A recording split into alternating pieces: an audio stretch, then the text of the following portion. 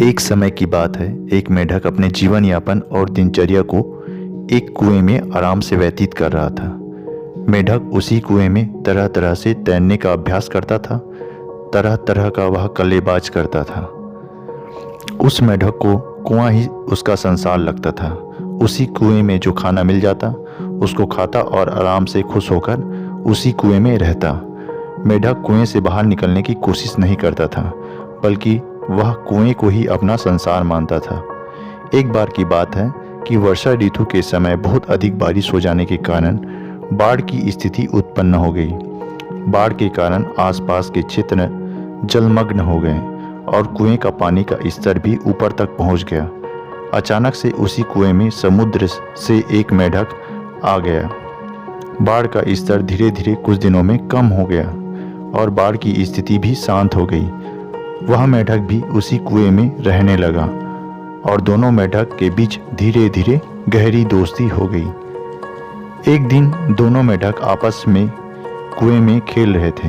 इस समय पहले मेढक ने दूसरे मेढक को पानी में तैर के कल्लेबाजी दिखाया और साथ ही साथ दूसरे मेढक से पूछा, कितना बड़ा है? इस पर पहला मेढक जो कुएं में रहता था एक छोटा सा चक्कर लगाकर कुएं में दिखाया, क्या तुम्हारा समुद्र इतना बड़ा है?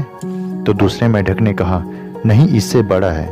फिर पहले मेढक ने पानी के ऊपर थोड़ा बड़ा चक्कर लगाकर दिखाया, क्या तुम्हारा समुद्र इतना बड़ा है?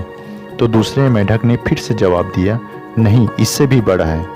फिर पहले मेढक पूरी कुएं की सतह को छूते हुए एक बड़ा सा चक्कर लगाया और दूसरे मेढक से पूछा, क्या तुम्हारा समुद्र इतना बड़ा है? तो दूसरे मेढक ने पहले मेढक को जवाब देते हुए कहा कि समुद्र इससे कई गुना अधिक बड़ा है, जिसके चारों ओर क्षेत्रों को माप करना आसान नहीं है। समुद्र का विस्तार बहुत अधिक होता है।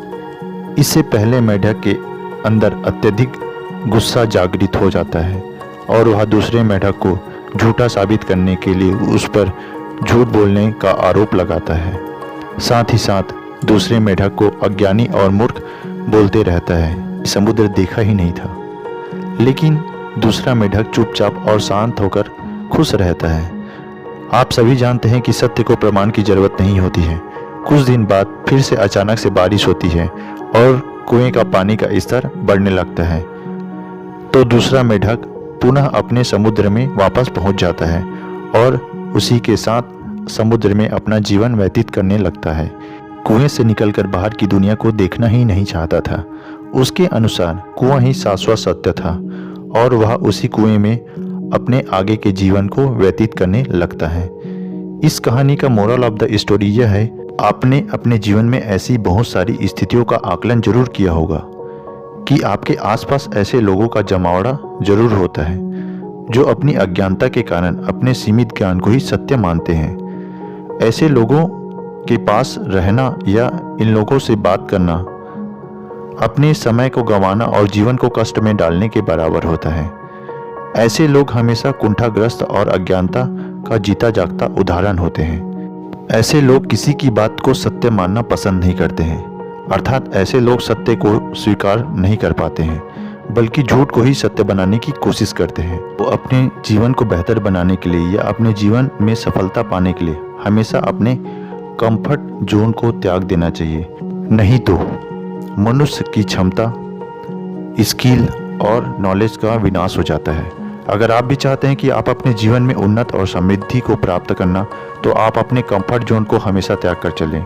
तभी आप अपने जीवन में बहुत अच्छे नॉलेज, स्किल और इफिशिएंसी को डेवलप कर पाएंगे। याद रखिए, दुनिया में सत्य को कभी प्रमाण की जरूरत नहीं पड़ती है और झूठ को कितना भी छुपा ले, एक दिन वह किसी न किसी रूप में प्रत्यक्ष रूप से प्रमाणित हो जाता है।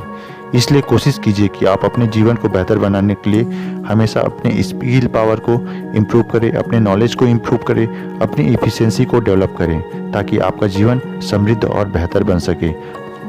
यदि आप सत्य का आचरण करते हैं तो ऐसी स्थिति में आप शांत और स्थिर रहने की कोशिश कीजिए, क्योंकि शांत मन और स्थिर मन आपके अंदर सकारात्मक ऊर्जा को बढ़ाने में मदद करता है, आपके अंदर आत्मविश्वास को बढ़ाता है, आपको स्थिर अवस्था में रखता है, जिससे आप अधिक केंद्रित हो पाते हैं।